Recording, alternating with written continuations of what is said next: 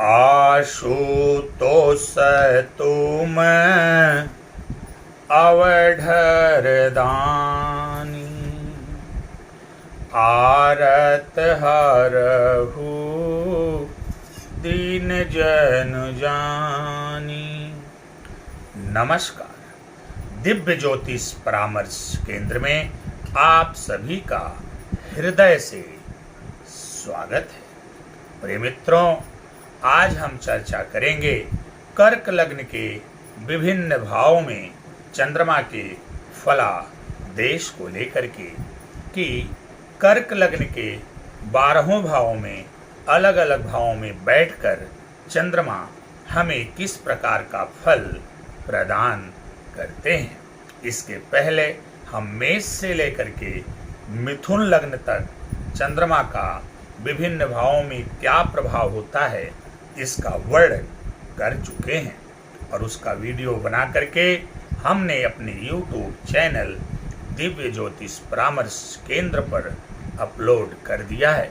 आशा करते हैं आप सभी लोग हमारे उन वीडियोस को देख करके अपने आप को अवश्य लाभान्वित कर रहे होंगे। जिन लोगों ने अभी तक हमारे वीडियोस को नहीं देखा है या हमारे चैनल को सब्सक्राइब नहीं किया है, उनसे हमारा निवेदन है कि आप सभी लोग हमारे YouTube चैनल दिव्य ज्योतिष परामर्श केंद्र को सब्सक्राइब कर लें, साथ ही साथ बेल आइकॉन का बटन भी दबा दें ताकि जब भी हम ज्योतिष से संबंधित, आपके जीवन से संबंधित कोई भी महत्वपूर्ण चर्चा करें तो उसका नोटिफिकेशन सबसे पहले आपको प्राप्त हो सके और आप लाभान्वित हो सकें। प्रिय मित्रों, आइए अपनी चर्चा को आगे बढ़ाते हैं और चर्चाओं के क्रम में सबसे पहले बात करते हैं कर्क राशि की। प्रिय मित्रों, राशियों के क्रम में चौथे नंबर पर आने वाली राशि को कर्क राशि कहते हैं। इस राशि के जो स्वामी होते हैं वो चंद्रदेव होते हैं और यह जल तत्व की राशि होती है। प्रिय मित्रों, जब भी आप किसी कुंडली का निर्माण करते हैं तो उसमें कुल 12 खाने बनाते हैं जिन्हें हम 12 भाव या 12 घर कहते हैं। तो उसमें जो पहला खाना होता है उसी में पड़े हुए नंबर के आधार पर हम लग्न का निर्धारण करते हैं। जो नंबर उसमें लिखा होता है उस क्रम पे जो राशि आती है उसी राशि के नाम पर लग्न का निर्धारण होता है। तो प्रिय मित्रों, जब भी आप कोई कुंडली बनाते हैं या अभी इस समय आपके हाथ में कोई कुंडली है और उसके पहले खाने में यदि 4 नंबर लिखा हुआ है, इसका मतलब होता है कि चौथे नंबर पर कर्क राशि आती है, अर्थात जो कुंडली आपके हाथ में है वो कुंडली कर्क लग्न की है।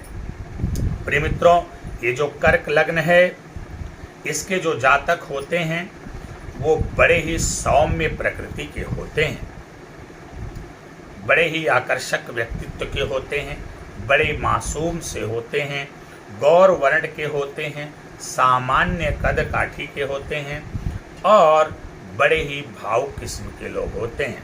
ये अंदर से बहुत ही पवित्र और निश्चल होते हैं। ये लोगों से बहुत ज़्यादा प्यार करते हैं और लोगों से प्यार की उम्मीद भी करते हैं। इनके अंदर इमोशन कूट कूट कर भरा होता है। कुल मिला जुला के संक्षेप में हम इन्हें गंगा जल की तरह निर्मल और स्वच्छ भी कह सकते हैं। प्रिय मित्रों, चूंकि बात कर्क लग्न में चंद्रमा के प्रभाव को लेकर के है, इसलिए आइए बात करते हैं कि कर्क लग्न में ये जो चंद्रमा हैं अपना प्रभाव किस प्रकार से देंगे। तो उसके पहले हमें ये जानना ज़रूरी है कि चंद्रमा के कारक तत्व क्या हैं। तो चंद्रमा हमारे मन के कारक हैं। हमारे शास्त्रों ने कहा है कि कि चंद्रमा मनसो जातः, चंद्रमा हमारी भावनाओं के कारक है, चंद्रमा हमारी इच्छाओं के कारक है, चंद्रमा हमारे इमोशंस के कारक है, चंद्रमा हमारी माता के भी कारक हैं, चंद्रमा हमारे माता समान स्त्रियों के भी कारक हैं, चंद्रमा धन संपदा के भी कारक होते हैं, चंद्रमा सुख समृद्धि के भी कारक होते हैं, चंद्रमा जल के कारक हैं, चंद्रमा द्रव के जितने भी जलीय तत्व हैं, द्रवीय तत्व हैं, उन समस्त तत्वों पर चंद्रमा का पूर्ण अधिकार होता है। चंद्रमा हमारी एकाग्रता के कारक हैं, चंद्रमा हमारे कंसंट्रेशन के कारक हैं। इसीलिए जब कभी भी कुंडली में चंद्रमा पीड़ित हो जाते हैं या फिर चंद्रमा बुरे भावों में चले जाते हैं तो निश्चित रूप से जो है ऐसा व्यक्ति अपना कंसंट्रेशन खो देता है, उस मन पर से उसका नियंत्रण हट जाता है। फिर ऐसी स्थिति में व्यक्ति पागलपन का शिकार हो जाता है। कभी कभी तो मैंने लोगों को डिप्रेशन में जाते हुए देखा है और इसकी जो भयानक परिणति है वो कहीं न कहीं जा कर के आत्महत्या में बदल जाती है। मैं बार बार इस बात को दोहराता हूँ कि लग्न कोई भी हो, आपको ग्रहों का उपाय तो करना ही करना है, लेकिन सबसे पहले चंद्रमा का उपाय अवश्य कर लेना चाहिए, क्योंकि जब तक आपका आपके मन पर नियंत्रण नहीं होगा, जब तक आपके अंदर कंसंट्रेशन नहीं आएगा, जब तक आपके अंदर एकाग्रता नहीं आएगी, तब तक इस दुनिया में आप कोई भी काम आगे बढ़कर नहीं कर पाएंगे। तो बात चूंकि कर्क लग्न की हो रही है तो यहाँ पर चंद्रमा लग्नेश हो जा रहे हैं। अब जिस व्यक्ति के लग्नेश स्वयं चंद्रमा हों तो उस व्यक्ति के बारे में कहना ही क्या है। और कहीं पक्ष बल से बली हैं, शुक्ल पक्ष का जन्म है व्यक्ति का, चंद्रमा पर किन्हीं बुरे ग्रहों की दृष्टि नहीं है और चंद्रमा एकदम निर्बल हैं, तो ऐसा व्यक्ति देवता सदृश होता है, इसमें कोई दो राय नहीं है। ऐसे व्यक्तियों का जो कर्क लग्न से संबंधित होते हैं भूल कर भी अपमान नहीं करना चाहिए। ऐसे व्यक्तियों का यदि आप अपमान करेंगे तो कहीं न कहीं आप अपने जीवन को संकटोन्मुख कर देंगे, इसमें कोई दो राय नहीं है। आइए चर्चा को आगे बढ़ाते हैं और बात करते हैं कि जब चंद्रमा लग्न में ही विराजमान होंगे तो आपको किस प्रकार का फल प्रदान करेंगे। प्रिय मित्रों, लग्नेश लग्न में ही स्थित हो जाए, लग्नेश के बारे में कहा जाता है कि अच्छे भावों में बैठते हैं तो अच्छे भावों के प्रभाव में वृद्धि करते हैं, और लग्नेश जब बुरे भावों में बैठते हैं तो बुरे भावों के जो दुष्प्रभाव होते हैं उनसे आपको मुक्ति देते हैं। ये लग्नेश की विशेषता होती है। लग्नेश कहीं भी बैठा हो सदैव आपकी रक्षा करने का कार्य करता है। तो यहाँ पर लग्नेश चंद्रमा जब आपके लग्न में विराजमान होंगे तो निश्चित रूप से लग्न में अपनी ही राशि में बैठ करके, अपने ही घर में बैठ करके निश्चित रूप से ये चंद्रमा आपके लिए विशेष फलदायी हो जाएंगे और आपको शारीरिक रूप से बहुत ही सुंदर आकर्षक बना देंगे। आपका व्यक्तित्व जो है समाज में बहुत ही आकर्षित करने वाला होगा। लोग आपसे बरबस ही आकृष्ट हो जाया करेंगे। लोगों के ऊपर आपके व्यक्तित्व का, आपके किरदार का, आपकी पर्सनालिटी का ज़बरदस्त असर पड़ेगा। आप बहुत ही बुद्धिमान होंगे, बड़े ही समझदार होंगे, बड़े ही प्रेमी होंगे, इमोशनल होंगे, भावुक होंगे और संपूर्ण दुनिया से प्यार करने वाले होंगे। इसमें कोई दो राय नहीं है। यहाँ पर बैठे हुए चंद्रमा की जो सप्तम दृष्टि है वो आपके दाम्पत्य पर पड़ेगी। दाम्पत्य भाव में मकर राशि शनि की राशि है। शनि और चंद्रमा की जो युति है वो बहुत अच्छी नहीं मानी जाती है, क्योंकि इस युति से विष दोष का निर्माण होता है। ऐसी स्थिति में व्यक्ति अनावश्यक चिंता का शिकार हो जाता है। तो जब वहां पर बैठ कर के चंद्रमा शनि की राशि पर दृष्टि डालेंगे तो थोड़ी सी असंगतियां तो पैदा होंगी, इसमें कोई दो राय नहीं है। लेकिन यदि आपने अपने सत्कर्मों द्वारा, अपने पूजा पाठ द्वारा, अपने उपायों द्वारा चंद्रमा को बलवान किया हुआ है, चंद्रमा को मजबूत किया हुआ है, तो इन असंगतियों से बाहर निकल करके चंद्रमा आपको विशेष फल प्रदान करेंगे और आपके परिवार में सुख समृद्धि की वृद्धि करेंगे। सप्तम दृष्टि दाम्पत्य भाव पर डाल करके असंगतियों से बाहर निकलते हुए चंद्रमा आपको एक अच्छा वैवाहिक जीवन देने का प्रयास करेंगे। आपकी पत्नी सुंदर होंगी, आकर्षक होंगी और समझदार भी होंगी, साथ ही साथ प्रेमी भी होंगी। बस थोड़ा सा अपने इमोशन पर नियंत्रण रखने की आवश्यकता होगी।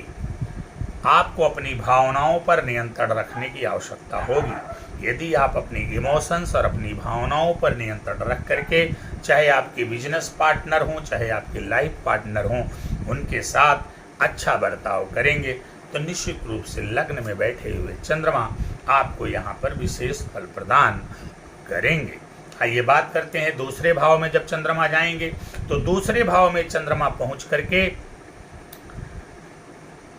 सूर्य की राशि में चले जाएंगे, मित्र की राशि में होंगे। लग्नेश का धन भाव में चले जाना एक बहुत बढ़िया संजोग माना जाता है।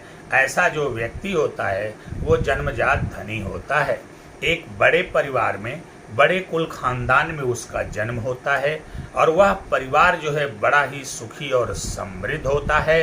साथ ही साथ आपकी वाणी भी बड़ी सुंदर हो जाती है, आपकी भाषा बड़ी सुंदर होती है, भाषा में प्रवाह होता है, आप अच्छे बोलने वाले होते हैं, आपको अच्छा वक्ता भी कहा जा सकता है। बड़े परिवार वाले, बड़े धन वाले, बड़ी संपदा वाले आप हो जाते हैं, इसमें कोई दो राय नहीं है। यहाँ पर बैठे हुए चंद्रमा की जो सप्तम दृष्टि है वो जाकर के बैठेगी, वो पड़ेगी अष्टम भाव पर, जहाँ से आयु का विचार किया जाता है, जहाँ से आकस्मिक घटनाओं दुर्घटनाओं का विचार किया जाता है, जहाँ से रहस्यों का विचार किया जाता है। वहाँ पर जब चंद्रमा की दृष्टि पड़ेगी, वहाँ पर शनि की राशि कुंभ राशि है, तो थोड़ी सी असंगति होगी। हो सकता है कुछ चोट चपेट की संभावना भी बने, लेकिन वो ज़्यादा बड़ी नहीं होगी, ये 100% सत्य है। हो सकता है कि आपको कुछ रोग इत्यादि का भी सामना करना पड़े, लेकिन वह क्षणिक होगा।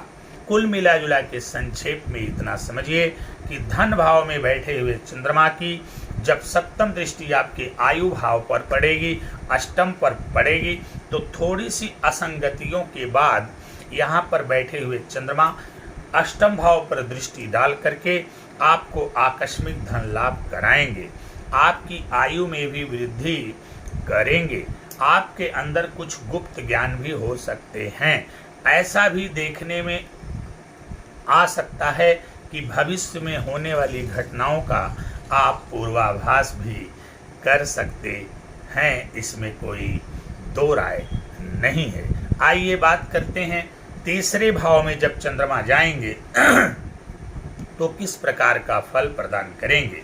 प्रिय मित्रों, कर्क लग्न की कुंडली में लग्नेश जब तीसरे भाव में जाएंगे तो तीसरा भाव जो होता है भाई बहन का होता है, पराक्रम का होता है, मित्रों का होता है, बंधु बांधवों का होता है। वहाँ पर चंद्रमा जाएंगे तो वहाँ पर बुध की राशि कन्या राशि होगी। जैसा कि मैं बार बार एक बात को उद्धृत करता हूँ कि बुध चंद्रमा से शत्रुता रखते हैं, परंतु चंद्रमा बुध से शत्रुता नहीं रखते, बुध के साथ पुत्रवत व्यवहार करते हैं, वात्सल्यपूर्ण व्यवहार करते हैं। तो ऐसी स्थिति में जब लग्नेश पराक्रम स्थान पर जाएंगे तो वहां पर जाकर के आपके पराक्रम में वृद्धि करेंगे, आपको भाई बहनों का सुख दिलाएंगे। मित्रों और बांधवों के बीच में आप काफ़ी लोकप्रिय होंगे, उनका प्यार दुलार स्नेह इत्यादि आपको मिलेगा। लेकिन आपको महापराक्रमी बनाएंगे, इसमें कोई दो राय नहीं है। आप अपने पराक्रम के बलबूते पर स्वयं का और अपने परिवार का सबका नाम रोशन करते हुए दिखाई देंगे। यहाँ पर बैठे हुए चंद्रमा की जो सप्तम दृष्टि है वो भाग्य भाव पर पड़ेगी, और भाग्य भाव पर जब धर्म भाव पर नवम भाव पर दृष्टि पड़ेगी, वहाँ पर गुरु की राशि मीन राशि है, तो मित्र दृष्टि पड़ेगी। अब मित्र दृष्टि पड़ने के कारण यहाँ पर बैठे हुए चंद्रमा, देखिए ध्यान रखिएगा, लग्नेश है चंद्रमा, तो लग्नेश की दृष्टि जब नवम पर पड़ेगी तो भाग्य में जबरदस्त इजाफा होगा, भाग्य में वृद्धि होगी। आपको धर्म से जोड़ेंगे, आपको सत्कर्म से जोड़ेंगे, आपको दान से जोड़ेंगे, आपको पुण्य से जोड़ेंगे, आपको पुण्यात्मा बनाएंगे, आपको धर्मात्मा बनाएंगे, पिता के सुख में वृद्धि कराएंगे, पिता का स्नेह प्यार दुलार इत्यादि सब कुछ आपको यहाँ से मिलेगा। तो आप अपने धर्म कर्म सत्कर्म दान पुण्य इत्यादि के बलबूते इस दुनिया में जबरदस्त सफलता प्राप्त करेंगे। आइए बात करते हैं कि जब चौथे भाव में चंद्रमा आएंगे तो किस प्रकार का फल प्रदान करेंगे। प्रिय मित्रों, कर्क लग्न की कुंडली के चौथे भाव में जब चंद्रमा आएंगे तो वहां पर शुक्र की राशि में होंगे, तुला राशि में होंगे। तुला राशि में चंद्रमा अच्छे माने जाते हैं। तुला राशि में जब चंद्रमा आते हैं तो ऐसा जो व्यक्ति होता है अपने कुटुंबियों से बहुत ही स्नेह करने वाला होता है, अपार धन संपदा का मालिक भी हो जाता है। ये स्थिति होती है तुला राशि में चंद्रमा की। अब जो चौथा घर होता है, काल पुरुष की कुंडली के अनुसार चंद्रमा चौथे घर के मालिक होते हैं। चौथा घर जो होता है वो चंद्रमा का ही घर होता है। तो जब चंद्रमा अपने घर में आएंगे तो यहाँ पर चौथे घर में बैठे हुए चंद्रमा दिग्बली हो जाते हैं। ऐसी स्थिति में यहाँ पर जो चंद्रमा हैं वो आपको भूमि भवन वाहन माता का संपूर्ण सुख दिलाएंगे। साथ ही साथ आप जनता के बीच में काफ़ी लोकप्रिय होंगे। अगर आप राजनीति में इंटरेस्टेड हैं और चंद्रमा इस भाव में बैठे हैं तो आप राजनीति में भी अपनी किस्मत को आजमा सकते हैं। निसंदेह इसमें कोई दो राय नहीं है। चूंकि लग्नेश आकर के सुख भाव में बैठा हुआ है, इसलिए आपको संपूर्ण सुखों की प्राप्ति करवाएंगे। यदि आप गवर्नमेंट सेक्टर में भी जाना चाहते हैं तो यहाँ पर जो चंद्रमा की स्थिति है वो आपके लिए बहुत ही अच्छी मानी जाएगी। यह आपको भूमि भवन वाहन माता इत्यादि का सुख दिलवाएंगे। जनता द्वारा भी आपको सम्मान प्राप्त होगा। यहाँ पर बैठे हुए चंद्रमा की जो सप्तम दृष्टि है वो दशम भाव आपके कर्म भाव पर पड़ेगी। वहाँ पर मंगल की राशि है, मंगल की मेष राशि है। मंगल चंद्रमा के मित्र हैं, तो चंद्रमा की मित्र दृष्टि पड़ेगी दशम भाव पर। तो दशम भाव पर मित्र दृष्टि पड़ने के कारण अब आपको चंद्रमा विशेष फलदायी हो जाएंगे। यहाँ पर बैठे हुए चंद्रमा दशम भाव पर दृष्टि डाल करके बिजनेस और व्यापार के क्षेत्र में आपको बहुत आगे लेकर के जाएंगे। और यदि आप नौकरी करते हैं तो नौकरी में भी पदोन्नति की संभावना लगातार बनी रहेगी। यदि आप नौकरी के लिए संघर्ष कर रहे हैं और चंद्रमा का उपाय अच्छे से कर लेते हैं तो यही चंद्रमा आपको अतिशीघ्र नौकरी दिलाने का भी कार्य करेंगे। साथ ही साथ आपको पिता का भी सुख प्रदान करेंगे, पिता का सानिध्य प्रदान करेंगे, पिता का साथ सहयोग प्रेम दुलार सब कुछ आपको निरंतर मिलता रहेगा। आइए बात करते हैं पंचम भाव में। पंचम भाव में जब चंद्रमा आएंगे तो किस प्रकार का फल प्रदान करेंगे। प्रिय मित्रों, जब जन्म कर्क लग्न की कुंडली के पंचम भाव में चंद्रमा आएंगे तो वहां पर पंचम भाव में मंगल की राशि वृश्चिक राशि होगी और वृश्चिक राशि में चंद्रमा नीच के हो जाते हैं। तो यहाँ पर बैठे हुए चंद्रमा नीच के हो जाएंगे। ऐसी स्थिति में पंचम भाव में बैठ करके पंचम भाव से ज्ञान, संतान, प्रेम आदि का विचार किया जाता है। तो जब पंचम भाव में आपका लग्नेश आकर के नीच का हो जाएगा और कहीं से भी नीच भंग नहीं हो पा रहा है, तो ऐसी स्थिति में यह आपको थोड़ी सी मानसिक समस्या देंगे, मानसिक उलझने देंगे, चिंताएं बढ़ाने का काम करेंगे। आपको श्वसन संबंधी बीमारी भी दे सकते हैं। आपके शरीर में जल की अधिकता हो सकती है। जलोदर संबंधी बीमारी आपको हो सकती है, इसमें कोई दो राय नहीं है। आपको बार बार सर्दी, जुकाम इत्यादि परेशान कर सकते हैं। इस्नोफीलिया जैसी बीमारी के भी आप शिकार हो सकते हैं। लेकिन यहाँ पर अगर चंद्रमा हैं तो एक चीज आपको ध्यान में रखना है कि संतान सुख में भी कुछ दिक्कत पैदा होगी। आपके ज्ञान को भी थोड़ा सा गड़बड़ करने का प्रयास करेंगे, क्योंकि यहाँ पर नीच के हो गए। वैसे चंद्रमा किसी का बुरा नहीं चाहते, लेकिन चाह करके भी ये आपका भला नहीं कर पाएंगे। तो यदि आप कर्क लग्न के हैं और चंद्रमा पंचम भाव में हैं और आप संतान का सुख, ज्ञान का सुख, प्रेम का सुख।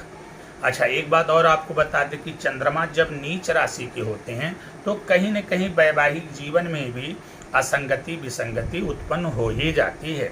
ऐसी स्थिति में यदि आप संतान का सुख चाहते हैं, ज्ञान का सुख चाहते हैं, प्रेम का सुख चाहते हैं और वैवाहिक जीवन का भी सुख चाहते हैं, तो यदि आप कर्क लग्न के हैं और चंद्रमा पंचम भाव में हैं तो निरंतर आपको चंद्रमा के लिए उपाय करते रहना चाहिए। अब चंद्रमा के उपाय क्या हैं, मैंने आपको विस्तार से बताया हुआ है। आप भगवान भोलेनाथ की शरण में जितना रह सकते हैं उतना रहिए। सोमवार का व्रत करिए, आप पूर्णिमा का भी व्रत कर सकते हैं। भगवान भोलेनाथ का पंचामृत से अभिषेक करना प्रत्येक सोमवार को आपके लिए विशेष लाभदायी होगा, आपके संतानों के लिए भी और आपके वैवाहिक जीवन के लिए भी और आपके स्वास्थ्य के लिए भी। अब यहाँ पर जो चंद्रमा हैं, इनकी जो सप्तम दृष्टि है वो लाभ भाव पर पड़ेगी। लाभ भाव पर जो दृष्टि पड़ेगी वहां पर वृषभ राशि है। वृषभ राशि में चंद्रमा उच्च के हो जाते हैं तो वहां पर चंद्रमा की उच्च दृष्टि पड़ेगी। तो चंद्रमा की लाभ भाव पर उच्च दृष्टि पड़ने के कारण आप निरंतर लाभ प्राप्त करते रहेंगे। घर में आय के साधन निरंतर बने रहेंगे, इसमें कोई दो राय नहीं है। आपको निरंतर लाभ भी होता रहेगा, इसमें भी कोई दो राय नहीं है। बड़े भाई के साथ आपका जो संबंध है वो बहुत ही मधुर एवं आपके लिए लाभदायक होगा। आपके पास आय के अनेकों स्रोत हो सकते हैं और आप कुछ ऐसा कार्य अवश्य करेंगे जिसमें आप स्वयं के साथ साथ कुछ अन्य लोगों को भी रोजगार देने का काम करेंगे। आइए बात करते हैं चंद्रमा जब छठे भाव में आएंगे तो किस प्रकार का फल प्रदान करेंगे। प्रिय मित्रों, कर्क लग्न की कुंडली के जब खष्ट भाव में चंद्रमा आएंगे तो जो खष्ट भाव है, छठवां भाव है, उसमें देवगुरु बृहस्पति की धनु राशि है। हालांकि यहाँ पर चंद्रमा अपने मित्र की राशि में होंगे, परंतु मैं बार बार कहता हूं कि कोई भी ग्रह और विशेष रूप से चंद्रमा, वैसे तो चंद्रमा के बारे में कहा जाता है कि बुरे भावों का दोष इनको नहीं लगता, परंतु मेरा ये मानना है कि चंद्रमा जल के कारक हैं और जल बिल्कुल निर्मल होता है। तो जब वह किसी बुरी संगति में आएगा तो उसमें दूषण दिखाई ही दिखाई देगा। तो जब छठवें भाव में चंद्रमा आएंगे, हालांकि अपने मित्र की राशि में होंगे, देवगुरु बृहस्पति की राशि में होंगे, तो थोड़े से अपने आप को ताकतवर बलवान तो महसूस करेंगे, परंतु जो छठवें भाव के दुर्गुण हैं, रोग, रेपो, ऋण, इसमें वृद्धि होगी। चूंकि लग्नेश छठवें भाव में आ रहे हैं और लग्नेश का एक ही कार्य होता है आपको समस्त समस्याओं से बाहर निकाल देना। ऐसी स्थिति में ये चंद्रमा की जो संपूर्ण ऊर्जा है रोग, रिपु, ऋण के शमन में ही नष्ट होगी। तो हो सकता है कि आपको यहाँ पर कुछ शारीरिक कष्टों का सामना करना पड़े, कुछ असंगतियों विसंगतियों का सामना करना पड़े। ऐसी स्थिति में निरंतर भगवान भोलेनाथ की शरण में बने रहिए, भगवान भोलेनाथ की आराधना करते रहिए, आपका परम कल्याण होगा।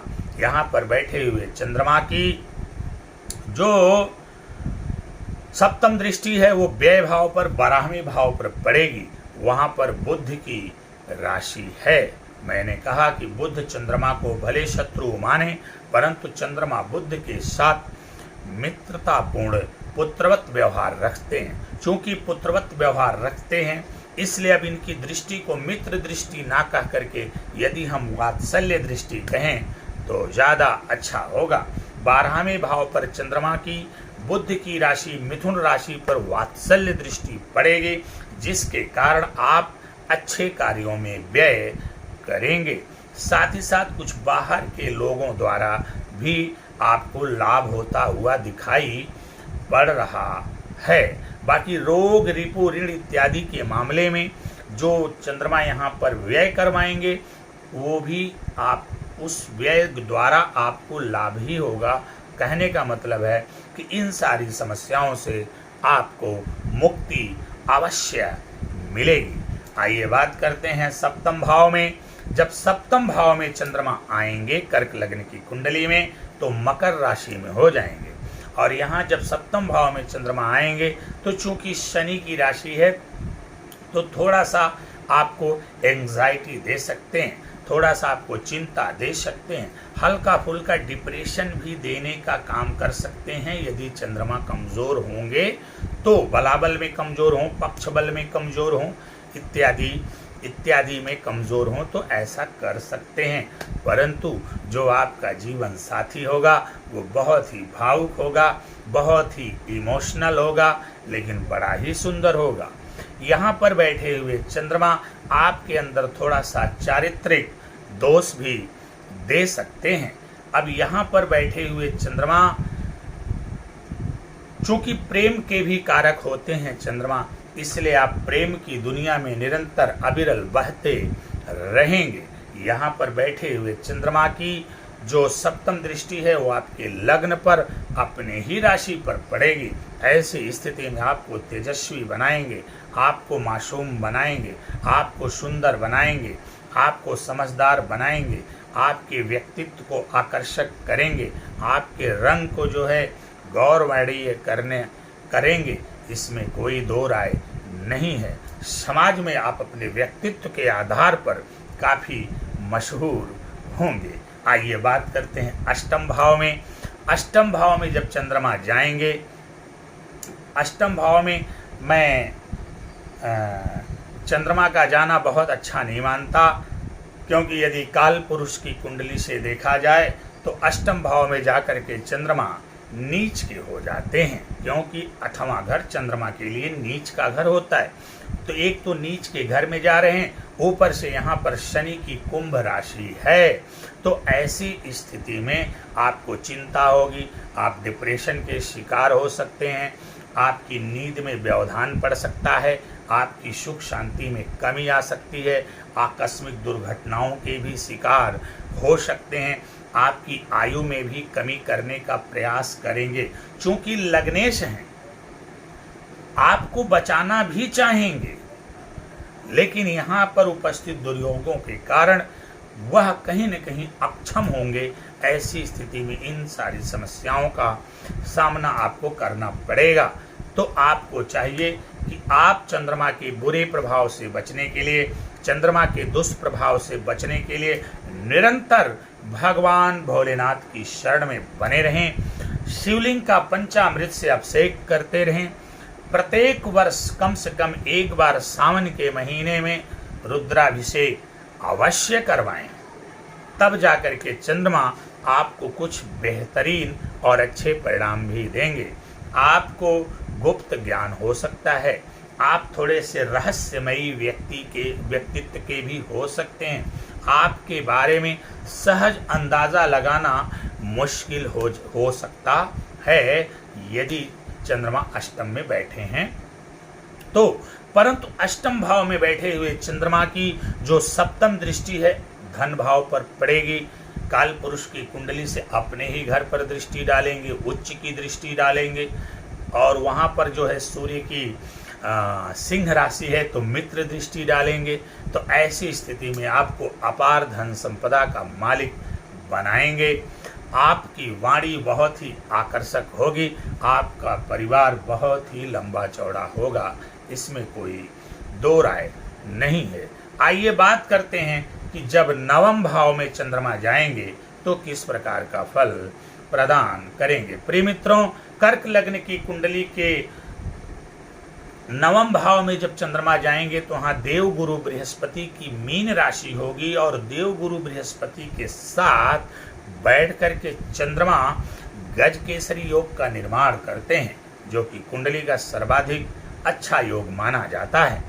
तो अपने गुरु की राशि में बैठेंगे चंद्रमा, गुरु के घर में ही बैठेंगे चंद्रमा। ऐसी स्थिति में चंद्रमा यहाँ पर बहुत ही अच्छा फल प्रदान करेंगे। और एक बात और समझने का प्रयास करिए, लग्नेश आकर के भाग्य स्थान में बैठ रहे हैं, इसका मतलब आप जन्मजात भाग्यशाली भी होंगे। यह एक बहुत बड़ा सौभाग्यशाली योग कहा जा सकता है।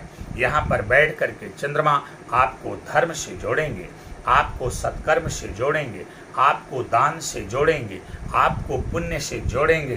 पिता के साथ आपका विशेष प्रेम रहेगा, विशेष लगाव रहेगा, आपका मन सदैव आपके पिता में ही रहेगा। तो आप अपने पिता की सेवा द्वारा, धर्म द्वारा, सत्कर्म द्वारा, दान पुण्य इत्यादि द्वारा समाज में बहुत ही प्रतिष्ठित, लोकप्रिय और सम्मानित हो जाएंगे। यहाँ पर बैठे हुए चंद्रमा की जो सप्तम दृष्टि है वो पराक्रम भाव पर पड़ेगी, और वहाँ पर भी वात्सल्य दृष्टि पड़ेगी, क्योंकि वहाँ भी बुद्ध की राशि कन्या राशि है। तो ऐसी स्थिति में वात्सल्य दृष्टि डाल करके चंद्रमा आपके पराक्रम में जबरदस्त वृद्धि कराएंगे, और साथ ही साथ छोटे भाई बहनों का, मित्रों का संपूर्ण सुख मिलेगा। कुल मिलाजुला के संक्षेप में कहा जा सकता है, आप एक तरफ जहां भाग्यशाली बन रहे हैं नवम भाव में चंद्रमा के बैठने के कारण, वहीं दूसरी तरफ पराक्रम भाव पर दृष्टि पड़ने के कारण आप महापराक्रमी भी होंगे। आप कर्म और भाग्य दोनों के बीच सामंजस्य बैठाकर चलने वाले व्यक्ति होंगे। तो निःसंदेह आप जीवन में आशातीत सफलता प्राप्त करेंगे। आइए बात करते हैं कर्म भाव दशम भाव में जब चंद्रमा जाएंगे तो किस प्रकार का फल प्रदान करेंगे। प्रिय मित्रों, जब कर्म भाव में चंद्रमा आएंगे, दशम भाव में जब चंद्रमा आएंगे तो वहाँ पर मंगल की राशि में होंगे, मित्र की राशि में बैठ करके चंद्रमा। हालांकि दशम भाव में चंद्रमा थोड़े से क्षीण हो जाते हैं, दुर्बल हो जाते हैं, परंतु अपने मित्र की राशि में होने के कारण एक तरफ लग्नेश हैं तो कुछ केंद्र, वो दशम भाव केंद्र का होता है, तो कुछ केंद्र का भी बल मिलेगा। मित्र की राशि में है, मित्र का भी बल मिलेगा। तो ऐसी स्थिति में यहाँ पर बैठ करके चंद्रमा आपको विशेष लाभ देंगे। नौकरी के क्षेत्र में आप अच्छा करेंगे, आप बिजनेस व्यापार के क्षेत्र में भी अच्छा करेंगे। आप बड़े लेवल पे कोई व्यापार, कोई व्यवसाय कर सकते हैं, या बड़े लेवल पर कोई नौकरी इत्यादि आप कर सकते हैं, इसमें कोई दो राय नहीं है। पिता का भी सुख आपको बराबर मिलता रहेगा निःसंदेह। यहाँ पर बैठे हुए चंद्रमा की जो सप्तम दृष्टि है सुख भाव पर पड़ेगी, तुला राशि पर पड़ेगी, शुक्र की राशि पर पड़ेगी। शुक्र वैसे ही धन वैभव लग्जरी सुख सुविधाओं के कारक हैं और चंद्रमा उसके पूरक हैं। तो जब चंद्रमा की वहाँ पर दृष्टि पड़ेगी तो भूमि भवन वाहन माता इत्यादि का संपूर्ण सुख आपको प्रदान करेंगे। जनता के बीच में आपको लोकप्रियता प्रदान करेंगे। यहाँ पर भी बैठे हुए चंद्रमा आपको राजनीति के क्षेत्र में विशेष सफलता देते हुए दिखाई दे रहे हैं। वस्त्र आभूषण इत्यादि का भी सुख आपको भरपूर मिलेगा। आप चाहें तो जल से संबंधित लिक्विड से संबंधित व्यापार करके आप रातों रात ऊंचाई पर जा सकते हैं। आइए बात करते हैं कि लाभ स्थान में जब चंद्रमा जाएंगे तो किस प्रकार का फल प्रदान करेंगे। प्रिय मित्रों, कर्क लग्न की कुंडली के 11वें भाव अर्थात लाभ भाव में जब चंद्रमा आएंगे तो वहाँ पर वृषभ राशि होगी और वहाँ पर चंद्रमा उच्च के हो जाएंगे। तो फिर चंद्रमा जब उच्च के हो जाएंगे तो फिर इस पर विचार करने की आवश्यकता ही नहीं है। लग्नेश उच्च का हो जा रहा है तो ये मान करके चलिए, इससे बड़ा सौभाग्य आपके जीवन में क्या हो सकता है। यहाँ पर अगर चंद्रमा बैठे हैं तो ऐसा क्या है जो जीवन में आपको ना मिले। आप बहुत ज़्यादा लाभ कमाएंगे, बहुत ज़्यादा आय होगी आपके पास, आय के बहुत सारे साधन होंगे और आप एक महाधनी के रूप में इस दुनिया में जाने जाएंगे।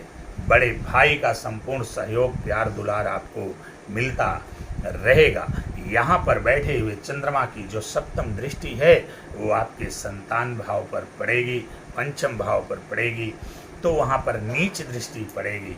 परिणाम स्वरूप संतान को लेकर के, ज्ञान को लेकर के, प्रेम को लेकर के थोड़ी सी समस्या होती हुई दिखाई दे रही है। ऐसे स्थिति में आप चंद्रमा का उपाय करते रहिए तो ये जो समस्या आने वाली है ये समस्या का भी निदान हो जाएगा और आपको ज्ञान, संतान, प्रेम सबका संपूर्ण सुख मिलेगा। आइए बात करते हैं 12वें भाव में, व्यय भाव में जब चंद्रमा जाएंगे तो किस प्रकार का फल प्रदान करेंगे। प्रिय मित्रों, चंद्रमा एक ऐसे हमारी कुंडली के ग्रह हैं जिनका मैं 6ठे 8ठे 12वें में जाना बिल्कुल भी अच्छा नहीं मानता। बिल्कुल, चाहे 6वां भाव हो, चाहे 8वां हो, चाहे 12वां हो, किसी भी लग्न की कुंडली हो, इनका उसमें जाना मैं बिल्कुल भी अच्छा नहीं मानता। वैसे भी लग्नेश का 12 में चला जाना एक प्रकार के अवयोग का निर्माण करता है। तो जब चंद्रमा 12 में चले जाते हैं, लग्नेश 12 में चला जाएगा, चंद्रमा 12 में चले जाएंगे तो आपका मन आपके परिवार में नहीं लगेगा। आपके मन पर आपका ही नियंत्रण नहीं होगा। माता के सुख में भी कमी होगी। परंतु यहाँ पर चंद्रमा बुध की राशि में होंगे। बुध इनको पीड़ित तो करेंगे, लेकिन ये बुध से विशेष लगाव रखते हैं, इसलिए यहाँ पर बैठे हुए चंद्रमा अच्छे कार्यों में व्यय कराएंगे। कोर्ट केस कचहरी इत्यादि मामलों से भी आपको मुक्ति दिलाने का काम करेंगे। साथ ही साथ आपसे आपके द्वारा जीवन में कुछ ऐसा अवश्य करवाएंगे जो आपका कदम मोक्ष की तरफ भी बढ़ा सकता है। यहाँ पर बैठे हुए चंद्रमा की जो सप्तम दृष्टि है वो रोग, रिपु, ऋण इत्यादि पर पड़ेगी और वहाँ पर चूंकि गुरु की राशि धनु राशि है तो मित्र दृष्टि पड़ेगी। ऐसी स्थिति में चंद्रमा चूंकि आपके लग्नेश हैं, इसलिए हर हाल में आपको रोग, रिपु, ऋण इत्यादि से मुक्ति दिलाएंगे। तो प्रिय मित्रों, ये रहा कर्क लग्न की कुंडली के 12वें भावों में चंद्रमा का फलादेश कि कर्क लग्न की कुंडली के 12वें भाव में बैठ करके चंद्रमा हमें किस प्रकार का फल प्रदान करेंगे। आशा करते हैं आप अच्छे से समझ भी गए होंगे। वीडियो भी आपको अच्छा लगा होगा तो आप लाइक करिए, कमेंट करिए, शेयर करिए ताकि ज़्यादा से ज़्यादा लोग लाभान्वित हो सकें। प्रिय मित्रों, आज के लिए बस इतना ही। अगली बार हम चर्चा करेंगे अपने अगले एपिसोड में सिंह लग्न के 12वें भाव में चंद्रमा के फलादेश को लेकर के। तब तक के लिए हम आपसे अनुमति चाहते हैं। भगवान भोलेनाथ की कृपा आप सभी लोगों पर निरंतर बनी रहे। नमस्कार।